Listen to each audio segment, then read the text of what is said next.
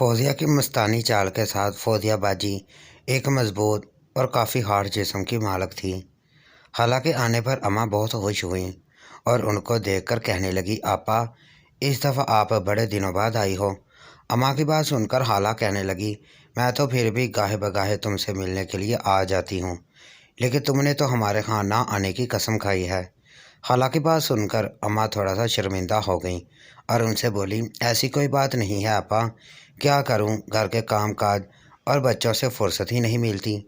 اماں کی بات سن کر خالہ مسکرائی اور قدرے تزیہ لہجے میں بولی، لگتا ہے ساری دنیا کو تم نے ہی اپنے سر پر اٹھایا ہوا ہے اور بچے پالنے کی فقط تمہاری ہی ذمہ داری ہے، باقی ہم سب لوگ تو ویسے ہی ویلے واندے پھرتے ہیں۔ اس پر اماں بات کو ختم کرنے کی نیت سے بولی، آپا آپ کے آنے کا بہت بہت شکریہ، اب یہ بتاؤ کہ کیا کھاؤ گی؟ تو خالہ کہنے لگی، کھانے پینے کو چھوڑو تو سب سے پہلے مجھے چائے پلاؤ۔ اس پر فوزیہ باجی جواب تک خاموش تھیں، دونوں بہنوں کی بات چیت سن رہی تھیں۔ مسکراتے ہوئے کہنے لگی، ہاں ہاں خالہ، امی کو جلدی سے چائے پلاؤ، ان کا نشہ ٹوٹ رہا ہے۔ فوزیہ کی اس بات پر دونوں بہنوں نے ایک فرمائشی کہکا لگایا اور پھر اماں یہ کہتے ہوئے وہاں سے اٹھ گئی کہ میں چائے بھی لے کر آئی۔ اماں کے جانے کے بعد خالہ میری طرف متوجہ ہوئیں اور مجھ سے میری پڑھائی اور دیگر مشاغل کے بارے میں بات چیت کرنے لگی۔ اسی دوران اماں چائے کے ساتھ بھاری مقدار میں کھانے پینے کے دوسرے لوازمات بھی لے آئیں، جنہیں دیکھ کر خالہ کہنے لگیں، یہ اتنے تکلف کی کیا ضرورت تھی، میرے لیے تو بس ایک پیالی چائے ہی کافی تھی۔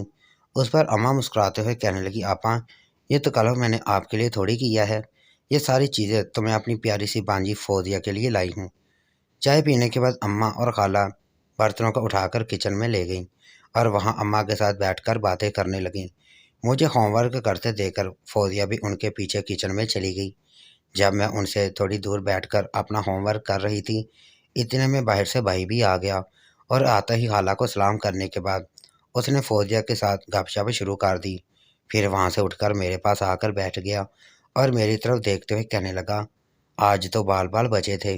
پھر تھوڑا آگے بڑھ کر بڑی دھیمی آواز میں کہنے لگا، باجی میں سوچ رہا تھا اگر عین وقت پر آپ چھلانگ نہ لگاتی تو آج ہمارا پکڑا جانا یقینی تھا۔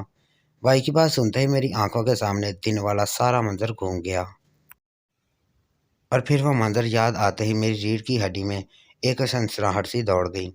پھر یہ سوچ کر میں نے خود پر قابو پایا، اگر بھائی کے سامنے میں بھی ڈر گئی، ہو سکتا ہے آئندہ میرے لیے یہ پروگرام نہ کرے۔ اس لیے میں اس کی طرف دیکھ کر مسکرائی اور اس کو تسلی دیتے ہوئے بولی، فکر نہ کرو بھائی، جب تک میں ہوں تم کو کچھ نہیں ہوگا۔ اور پھر اس کی طرف دیکھ کر بولی، اچھا یہ بتاؤ تم کھڈے سے کس وقت نکلے اور کہاں چلے گئے تھے؟ تو بھائی نے میری طرف جواب دیا۔ ہمارے جانے کے کافی دیر بعد وہ ڈر کے مارے اسی پوزیشن میں چپ کر کے بیٹھا رہا۔ پھر جب اسے یقین ہو گیا کہ ابا گھر سے چلے گئے ہیں تو پھر اس کے بعد وہ ادھر ادھر دیکھتا ہوا کھڈے سے باہر نکلا۔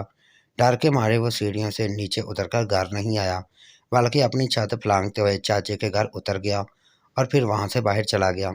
پھر اس نے فوزیہ لوگوں کی طرف اشارہ کرتے ہوئے بولا، یہ لوگ کب آئے باجی؟ تو میں نے جواب دیا، ابھی کچھ ہی دیر پہلے۔ تو اس نے میری طرف دیکھتے ہوئے بڑی معنی خیز انداز میں کہا، آپ نے فوزیہ باجی کی چکی دیکھی ہے؟ اس کے منہ سے ایسی بات سن کر میں ایک دم چونک گئی اور گھبرائی ہوئی نظروں سے فوزیہ کی طرف دیکھتے ہوئے بولی، آہستہ بول، کہیں وہ سن نہ لے۔ میری بات سن کر بھائی ایک دم مسکرایا اور پھر اپنا منہ آگے کر کے بولا، باجی آپ نے فوزیہ کی چکی دیکھی ہے؟ تو میں نے کہا، دیکھی ہے، کیا خاص بات ہے اس میں؟ اس پر وہ کہنے لگا، ایک دم مست ہے ان کی۔ ابھی ہم یہی باتیں کر رہے تھے کہ اچانک فوزیہ جو کہ امی اور خالہ کے پاس بیٹھی تھی ہماری طرف آتے ہوئے بولی، یہ بہن بھائی کے درمیان کیا خسر پسر ہو رہی ہے جناب؟ تو میں نے فوزیہ کی طرف مسکراتے ہوئے دیکھا اور کہنے لگی، کچھ خاص نہیں باجی، یہ ایسے ہی بکواس کر رہا تھا۔ اس پر فوزیہ نے بھائی کی طرف دیکھا اور کہنے لگی، کون سی بکواس، کچھ ہمیں بھی تو پتہ چلے۔ فوزیہ کی یہ بات سنتے ہی بھائی فوراً وہاں سے یہ کہتے ہوئے اٹھ گیا، یہ بات تو آپ کو باجی ہی بتا سکتی ہے۔ اس پر فوزیہ نے میری طرف سوالیہ نظروں سے دیکھا تو میں نے بڑی مشکل سے بات کو کور کیا۔ اس کے بعد میں اور فوزیہ آشی سے ملنے اس کے گھر چلی گئیں اور وہاں آشی کے ساتھ خوب گپ شپ لگائی، لیکن چونکہ فوزیہ ہم سے کافی بڑی تھی اس لیے ہم دونوں نے اس کے ساتھ ایسی ویسی کوئی بات نہ کی۔